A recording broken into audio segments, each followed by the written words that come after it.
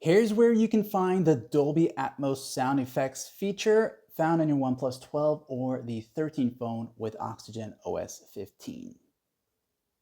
To get started and find the feature itself, you'll use the quick access and tap on the settings toggle right here. Once you're there now, you'll be taken to here, and I want you to go to where it says sounds and vibration right there.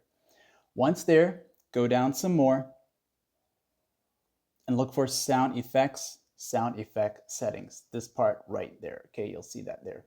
So as you tap on that here, you will see this set of options. Now, the one thing and the most important thing you need to know is that the only way to get access to Dolby Atmos is if you have a wireless Bluetooth device connected, may it be a Bluetooth speaker or a Bluetooth earphones or earbuds, okay? So you'll see it's gonna tell you current device here, right there, and it's gonna tell you the name of your device that's connected. And sound effects is where you can choose between Dolby Atmos, spatial audio. So after the Android 15 update, the spatial audio is now found in this section here. It's not separated by itself, but Dolby Atmos is what we're focusing on this time around. So once you have a connected device, you'll be able to access Dolby Atmos. You'll have environment profiles, which will give you these right here, these different options. And each one of these will have a different type of sound effect to play for you.